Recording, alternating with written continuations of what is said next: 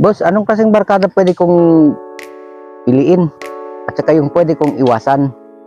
Tungkol sa pagbabarkada, kasi ang pagbabarkada may limang may limang klaseng barkada ang makakasira sa pagkatao mo. Oh. Yung isa, user friendly.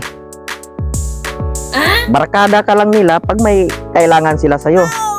Yung may pakinabang ka sa kanila. Pag wala ka ng pakinabang sa kanila, hindi ka na nila barkada. Yung hindi ka na nila magagatasan, ganun ba? Yung ikalawa, yung barkadang reklamador. Oh, reklamo ng reklamo. Tapos wala, hindi yan makapagbigay ng peace of mind mo. Kasi pati ikaw, mas stress ka sa kanila eh. Magnanakaw yan ng peace of mind, mga klaseng taong ganyan. Reklamo ng reklamo, pero wala namang planong magbago. Ang pangatlo, yung blamer. Blamer, anong ang pan yan?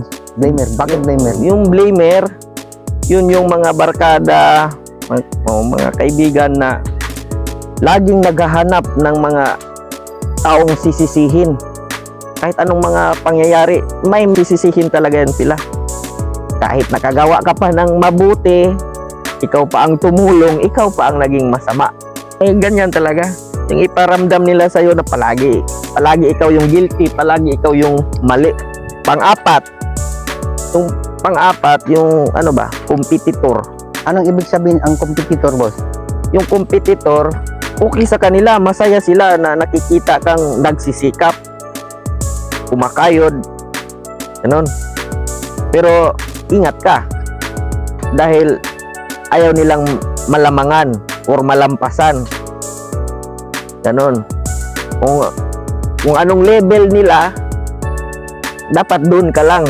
Kapag lumagpas ka na, ayun na, gaya yung kanina, ikaw pa ang gumawa ng mabuti, ikaw pa ang maging masama sa kanila. Hihilayin ka pa baba. Hihilayin ka pagbaba. Naging, yung competitor parang nakikukompetensya ba? Ganun.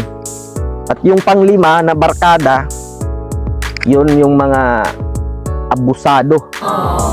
Diba may mga barkada tayo, mga abusado.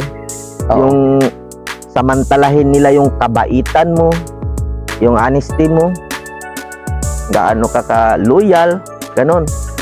Sampu lang, dahil mabait ka sa kanila, barkada mo, naging mo na sila, tapos naging kumpiyansa ka na sa kanila, uutangan ka, ganun. Susubukin ka nila, tapos hindi ka babayaran. Ganun yung mga barkada, abusado. Yan ang tawag, utang dapat bayaran. Pero kahit ganun sila, be a bigger person. Dapat intindihin mo na lang sila. Pero kailangan mag-set ka na ng limitation. Dapat may limitasyon ka na sa kanila.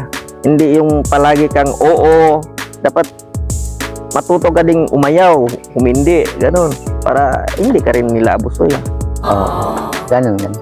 Pag may mga barkada ka sa mga limang yon, mga ganun klaseng ugali, na dapat mag-set ka na ng limit or iwasan mo sila, ganun.